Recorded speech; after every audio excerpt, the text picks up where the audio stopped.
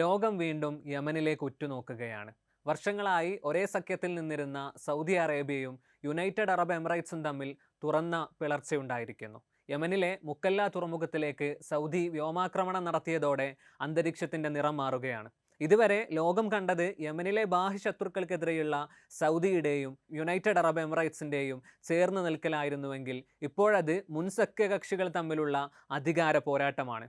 അപ്പോഴും ദുരിതം അനുഭവിക്കുന്നത് യമനികൾ തന്നെ. ഇപ്പോഴത്തെ പ്രശ്നങ്ങൾ കൂടുതൽ വ്യക്തമായി മനസ്സിലാക്കണമെങ്കിൽ യമനിൻ്റെ രാഷ്ട്രീയ ചരിത്രം കൂടി മനസ്സിലാക്കേണ്ടതുണ്ട്. യമൻ ഒരിക്കലും പൂർണ്ണമായും ഐക്യപ്പെട്ട ഒരു രാഷ്ട്രമായിരുന്നില്ല. 1990 വരെ വടക്കൻ യമനും തെക്കൻ യമനും രണ്ട് വ്യത്യസ്ത രാജ്യങ്ങളായിരുന്നു. വടക്കൻ യമൻ സൗദി സ്വാധീനത്തിലായിരുന്നുവെങ്കിൽ തെക്കൻ യമൻ സോഷ്യലിസ്റ്റ് ഭരണകൂടമായിരുന്ന സോവിയറ്റ് സ്വാധീനത്തിലായിരുന്നു. 1990കളിൽ ഐക്യമുണ്ടായിരുന്നുവെങ്കിലും അത് പേപ്പറിൽ മാത്രമായി ഒതുങ്ങി. ഗോത്രരാഷ്ട്രീയത്തിൻ്റെ ആധിപത്യം, ശക്തമായ ദേശീയ സ്ഥാപനങ്ങളുടെ അഭാവം, ദുർബലമായ സാമ്പത്തിക സംവിധാനം എന്നിവ യമനെ സ്ഥിരതയുള്ള രാഷ്ട്രമാക്കാൻ അനുവദിച്ചതേയില്ല. 2011 അറബ് വസന്ത പ്രക്ഷോഭങ്ങൾ യമനിലും അധികാരശൂന്യത സൃഷ്ടിച്ചു. അതായിരുന്നു പിന്നീട് നടന്ന സംഘർഷങ്ങളുടെയെല്ലാം യുദ്ധത്തിൻ്റെയും തുടക്കബിന്ദു. ഇന്ന് യമൻ ഒരു രാജ്യമെന്നതിലുപരി പല അധികാര കേന്ദ്രങ്ങളായി വിഭജിക്കപ്പെട്ട ഒരു ഭൂപ്രദേശമാണ്. ഒരു കാലത്ത് യമനിലെ പ്രബല ശക്തിയായിരുന്ന ജനറൽ പീപ്പിൾസ് കോൺഗ്രസ് പിളർന്നതിനു ശേഷം വലിയൊരു വിഭാഗം ഹൂത്തികളോടും മറ്റൊരു വിഭാഗം പ്രസിഡൻഷ്യൽ ലീഡർഷിപ്പ് കൗൺസിലിനോടും കൂടെ ചേരുകയായിരുന്നു. Presidential leadership council chairman Rashad al അലീമിയാണ് യമനിൻ്റെ നിലവിലെ പ്രസിഡന്റ്. അന്താരാഷ്ട്ര തലത്തിൽ അംഗീകാരവും സൗദിയുടെ പിന്തുണയുമുള്ള പ്രസിഡൻഷ്യൽ ലീഡർഷിപ്പ് കൗൺസിൽ യമനിലെ ഭൂപ്രദേശത്തിൻ്റെ ഏകദേശം 15% മുതൽ 20% മാത്രമാണ് നിയന്ത്രിക്കുന്നത്. ഔദ്യോഗിക അധികാരം പേരിലുണ്ടെങ്കിലും ഗ്രൗണ്ട് ലെവലിൽ വളരെ പരിമിതമായ സ്വാധീനം മാത്രം. സ്വതന്ത്രമായി പ്രവർത്തിക്കാനുള്ള ശേഷിയില്ലെന്നു തന്നെ. ഹൂത്തികളാണ് യമനിൻ്റെ വടക്കൻ ഭാഗങ്ങൾ നിയന്ത്രിക്കുന്നത്. തലസ്ഥാനമായ സന ഉൾപ്പെടെ ഏകദേശം 30 മുതൽ 35% ഭൂപ്രദേശം ഹൂത്തികളുടെ കയ്യിലാണ്. രാഷ്ട്രീയമായി ഏറ്റവും ശക്തമായ ഗ്രൂപ്പാണ് ഹൂത്തികൾ. നാളിതുവരെയും ഹൂത്തികൾ മാത്രമായിരുന്നു സൗദിയുടെ പ്രധാന സുരക്ഷാ ഭീഷണി. ഇനി യമനിൻ്റെ തെക്കൻ ഭാഗങ്ങളിലേക്ക് വരുമ്പോൾ ഏറ്റവും ശക്തമായ ഗ്രൂപ്പ് STC എന്നറിയപ്പെടുന്ന സദേൺ ട്രാൻസിഷണൽ കൗൺസിലാണ്. UAEയുടെ പിന്തുണയുള്ള ഈ വിഭാഗമാണ് ഏദൻ, മുക്കല്ല, സോകോത്ര എന്നീ തന്ത്രപ്രധാന തുറമുഖങ്ങളും ദ്വീപുകളും ഉൾപ്പെടെ യമനിൻ്റെ ഏകദേശം 40% വരെയുള്ള ഭൂപ്രദേശം നിയന്ത്രിക്കുന്നത്. ദക്ഷിണ യമൻ വീണ്ടും ഒരു സ്വതന്ത്ര രാഷ്ട്രമാക്കലാണ് ഈ വിഭാഗത്തിൻ്റെയും പിന്തുണ നൽകിക്കൊണ്ടിരിക്കുന്ന UAEയുടെയും താല്പര്യം. ചുരുക്കത്തിൽ UAE തന്ത്രപരമായി നിയന്ത്രിക്കാവുന്ന വിഭജിത യമനിനെയാണ് മോഹിച്ചിരിക്കുന്നതെങ്കിൽ സൗദി അറേബ്യ ഒരു ഐക്യപ്പെട്ട യമനിനെയാണ് ആഗ്രഹിക്കുന്നത്. സൗദി അറേബ്യയുടെ യമൻ താല്പര്യം പൂർണ്ണമായും സൗദിയുടെ സുരക്ഷയെ തന്നെ ആധാരമാക്കിയതാണ്. കാരണം യമൻ സൗദിക്ക് വെറും ഒരു അയൽ രാജ്യമല്ല, നാഷണൽ സെക്യൂരിറ്റി ബഫർ സോണാണ്. അതുകൊണ്ടാണ് യമനിൽ ഒരു ഏകീകൃത ഗവൺമെൻറ് വരണമെന്ന് സൗദി ആഗ്രഹിക്കുന്നത്. ഹൂത്തികൾ ശക്തിപ്പെടുന്നത് ഇറാനിൻ്റെ സ്വാധീനം സൗദി അതിർത്തികളിലേക്ക് എത്തുന്നതായും തെക്കൻ യമൻ പൂർണ്ണമായും സ്വതന്ത്ര പ്രദേശമായി മാറുന്നത് വലിയ സുരക്ഷാ ഭീഷണിയുമായാണ് സൗദി കാണുന്നത്. സദേൺ ട്രാൻസിഷണൽ കൗൺസിലിന് ആയുധങ്ങൾ എത്തുകയെന്നാൽ അത് സൗദിക്ക് റെഡ് ലൈനാണ്.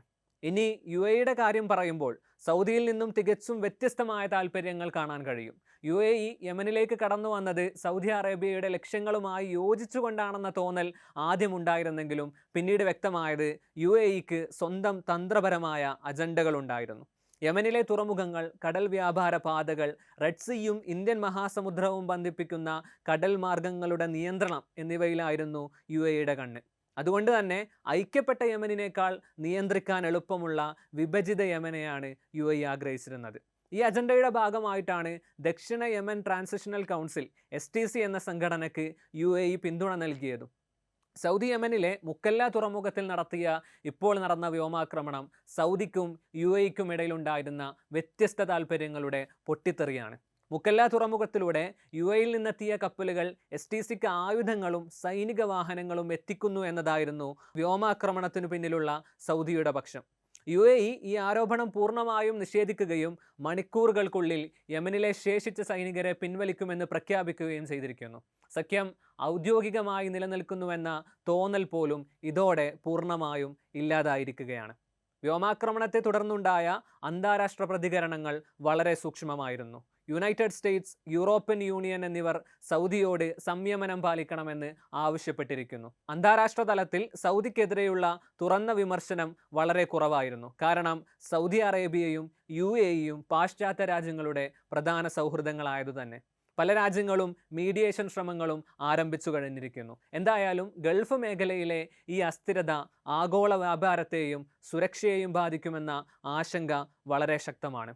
ഇനി സൗദി അറേബ്യയും UAEയും തമ്മിൽ പുറമെ പൂർണ്ണമായ ഒത്തുതീർപ്പുണ്ടായേക്കാമെങ്കിലും അധികാര മത്സരം തുടർന്നേക്കും. ഒരുപക്ഷെ ദക്ഷിണ യമൻ സ്വതന്ത്രമായൊരു മേഖലയായി മാറാനുള്ള സാധ്യതയും തള്ളിക്കളയാനാവില്ല. അല്ലെങ്കിൽ ഈ ആഭ്യന്തര തർക്കങ്ങൾ ഹൂത്തി വിഭാഗത്തിന് കൂടുതൽ തന്ത്രപരമായ നേട്ടങ്ങൾ നൽകുകയും അതിലൂടെ ഇറാനിന് പരോക്ഷമായ ലാഭം ഉണ്ടാവുകയും ചെയ്യാം.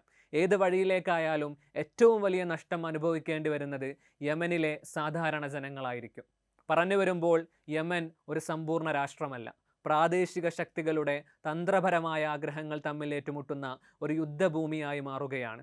സൗദി അറേബ്യയും UAEയും ഒരേ ശത്രുവിനെതിരെ കടന്നു വന്നവരാണെങ്കിലും അവർ മുന്നേറിയത് വ്യത്യസ്ത താല്പര്യങ്ങളോടെയാണ്.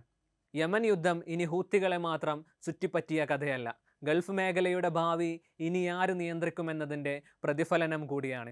ഈ ശക്തി പോരാട്ടങ്ങളുടെ നടുവിൽ യമനിലെ സാധാരണ ജനങ്ങൾ ഇന്നും ഒരേ ഒരു ചോദ്യത്തിനാണ് മറുപടി തേടുന്നത്: ഇതെല്ലാത്തിനുമിടയിൽ ഞങ്ങളുടെ സ്ഥാനം എന്താണ്?